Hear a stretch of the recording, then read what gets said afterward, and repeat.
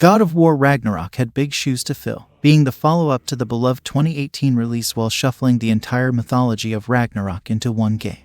Santa Monica Studio has previously stated God of War's Norse saga could have easily been a trilogy, but the developer didn't want to keep fans waiting for years for a proper conclusion. What's clear, though, is that Santa Monica didn't water down its game to fit everything into one title in every way. God of War Ragnarok is an epic befitting its video game reputation and mythological source material. God of War Ragnarok picks up a few years after the original game, with Kratos and Atreus facing the dangers of Fimbulwinter. The events of the first game, as well as the original Greek storyline, matter throughout the ensuing story, and the result is an epic story told across mythologies, but centered on one family. Indeed, if God of War 2018 is about a father and son's journey, God of War Ragnarok is about the story of an entire chosen family. It's a story that brings the world-ending events of Ragnarok into the household of a family, complete with a father and son, out their cousin, an odd uncle, a mother figure, and all the branching friends and familial connections. It manages to pack a lot of emotion into these situations, as each family member's relationship with the other is distinct, and the game doesn't shy away from frustrating, upsetting family dinners. Beyond even that, God of War Ragnarok weaves first love, grief, trauma, and more into its narrative in a way that is nothing short of a masterpiece.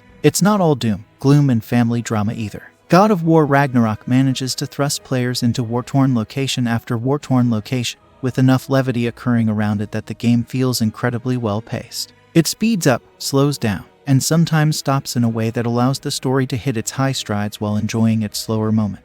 It knows when to give players relief from the bigger events unfolding around them, as well as when to stick a knife in them in a surprising way. The story of God of War Ragnarok is nothing like what many fans would expect, and from start to finish, it's all the better for it. That's not to say there's not a weak plot point or two here and there, but the sum of God of War Ragnarok is greater than its parts. This story is delivered thanks to a variety of actors, all of whom deserve rewards for their performance. Each and every God of War Ragnarok character feels distinct and sometimes raw, as players wade through a boiling pot of emotions. Kratos remains the lovable stoic, but his character arc shows how much he has grown. Atreus has fully come into his own too, although it's clear his journey is in much earlier stages than his father's. And every character players encounter, whether they be Aesir, Vanir, Giant, or so on, has the emotional depth and character development fans would not expect of side characters in any game. Narrative and characters aside, the combat has as much detail packed into every element as the narrative does emotion. God of War Ragnarok's combat is brutal, visceral, and the best part, evolving. It's easy to learn the basics, but it grows as players progress throughout the game. It does this without feeling like a game-long tutorial either, as players will unlock more skills as they gain experience, learn new combos, improve their weapons through various attachments and special attacks, and modify combat to their preference through the use of artifacts, enchantments, and more. By the end of the game, players will find themselves stringing together an impressive array of abilities and attacks, switching between Kratos' weapons flawlessly in the flow of combat, unleashing Atreus' various arrow types, and facing enemies of epic proportions. God of War Ragnarok's major boss battles are nothing less than breathtaking, retaining all the ferocity of the original and, at many times, pushing a player's mastery of their weapons. Trickling down, players will face several enemy archetypes thanks to the various locations in the game, though this does come with one drawback. Not every realm in God of War Ragnarok is created equally, with some feeling more like a small open-world game and others simply feeling like a small hub for activities. Players will spend a lot of time in a few of the realms and marginally less in others. But, depending on the realm, players may find themselves fighting through a lot of simplistic, fodder enemies like wretches and nightmares. This does improve as the game opens up in its later sections, but there is plenty of fodder to just unleash Kratos against. As many no doubt know, Atreus accompanies Kratos throughout their entire journey in God of War. It is one of many games to utilize a gameplay companion system with dual protagonists like this, but suffice it to say, this system has been expanded tenfold in this sequel.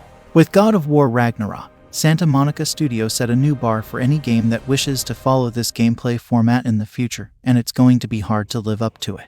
God of War Ragnarok's story and combat feature a similar depth because they weave into and out of each other so easily. It feels so natural that sometimes the transition from gameplay to story is almost unrecognizable, creating powerful moments where it feels like players are just naturally intimidating someone when it's actually a cutscene. This very depth translates to the puzzles found throughout God of War Ragnarok, as they begin rather simple: throw the Leviathan axe, burn something with the blades of chaos. But as the game progresses, they grow increasingly complex and unique. God of War Ragnarok is a journey through every single one of its features, and the game is all the better for it. Combine this with God of War Ragnarok's impressive array of accessibility features, and it means that the game is better for everyone. These are quickly accessible in the game menu, and once players boot the game up for the first time, there are a ton of options to launch the game with. We cannot speak to if God of War Ragnarok covers every aspect of the accessibility spectrum, but it sure tries. And we found several options we've never seen before that made the game even better for us. God of War Ragnarok is a once-in-a-generation game. It doesn't just live up to its high expectations, but it subverts them and expands beyond them all the same.